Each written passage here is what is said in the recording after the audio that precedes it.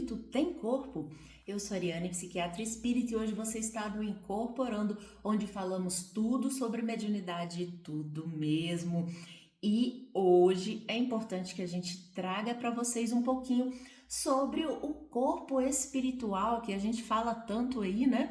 Nos termos de Kardec, ele chamava de perispírito. Depois eu vou explicar um pouquinho para vocês sobre aquela questão lá dos 7 corpos do hinduísmo e como que o espiritismo fala hoje do corpo espiritual.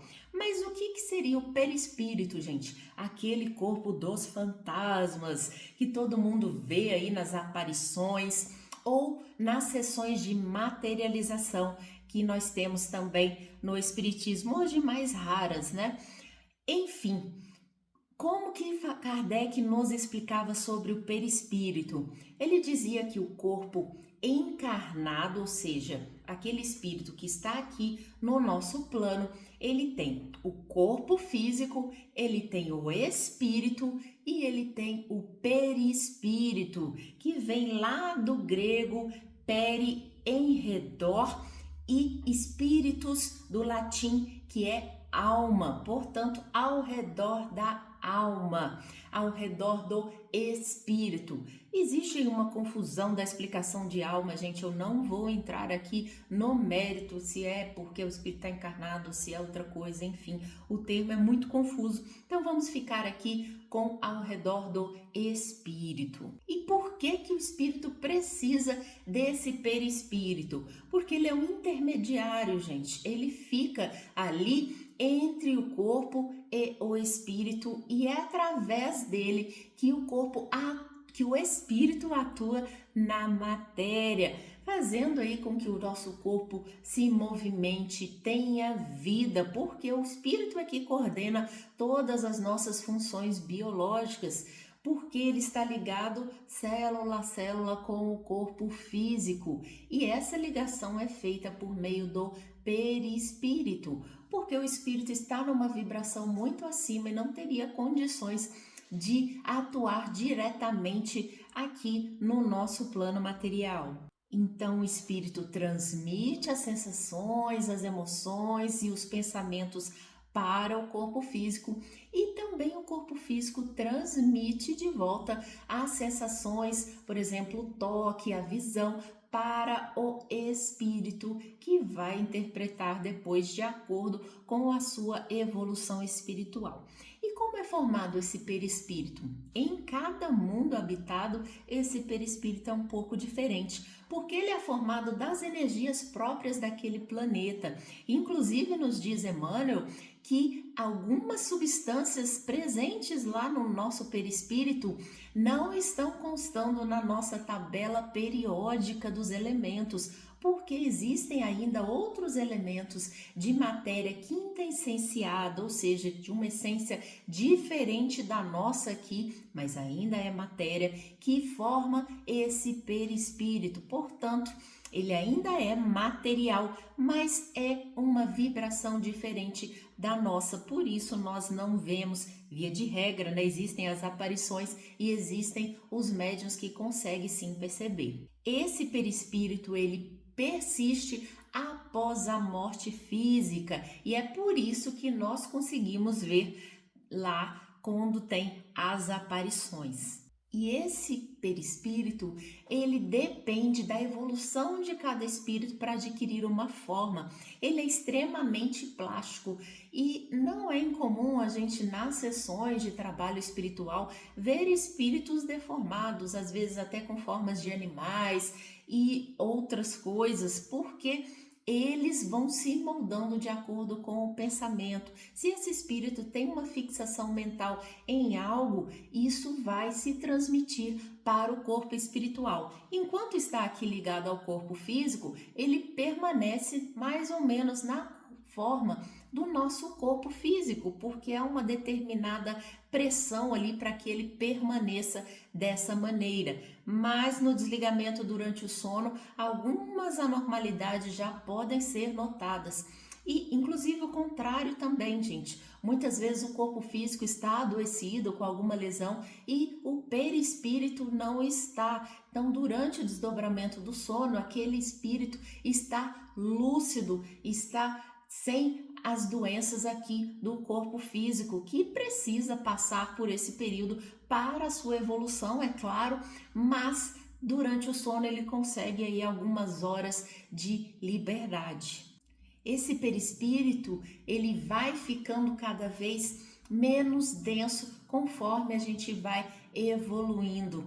E Hernani Guimarães de Andrade traz para nós um termo diferente que ele chama de MOB, Modelo Organizador Biológico, refletindo aí o nosso corpo físico, o formato do corpo espiritual, desse perispírito, como um modelador aqui do nosso corpo físico.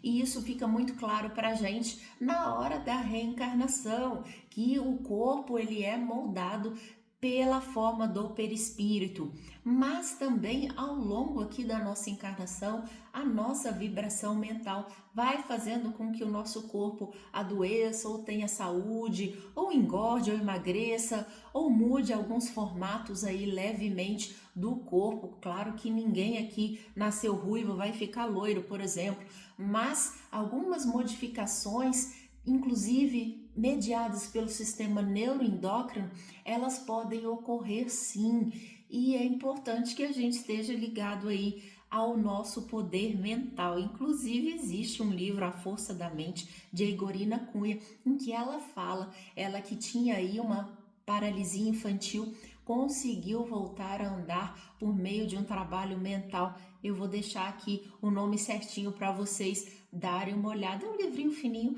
vale a pena você dar uma pesquisada de como o poder mental pode interferir no perispírito e, consequentemente, no corpo físico.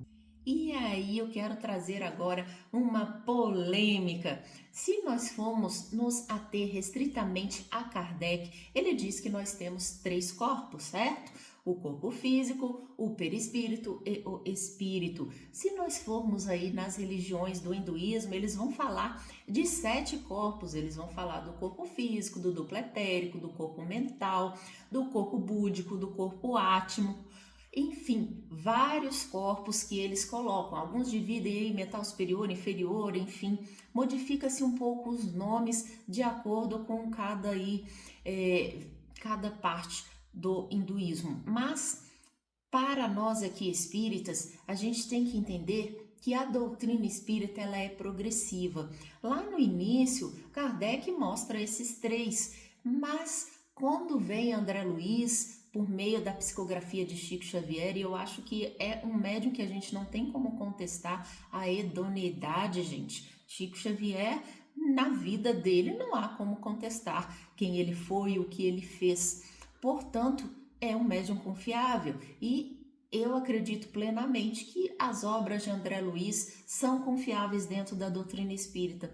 E se nós pegarmos as obras dele, André Luiz traz para nós o corpo físico, mas ele acrescenta dentro do perispírito o duplo etérico, o corpo astral, que seria aí esse corpo dos fantasmas, né? A forma como os espíritos aparecem para nós. Ele fala do corpo mental e, portanto, ele já traz aí para nós algumas subdivisões. Ele não chega a falar nos 7 corpos, talvez ainda não seja o momento da doutrina chegar a esse ponto, talvez sejam simplesmente subdivisões desses corpos, enfim, não vou entrar no mérito. O que é trazido para nós é que existe sim o corpo físico, existe o duplo etérico, inclusive ele é chamado de duplo porque ele tem uma parte mais material voltada aí para o corpo físico e uma parte um pouco menos densa voltada para a matéria do corpo astral. Portanto, ele ficaria aí nesse limbo, né? Se a gente pode colocar dessa forma. Inclusive no Obreiros da Vida Eterna, que é uma das obras de André Luiz, ele fala pra gente do desencarne.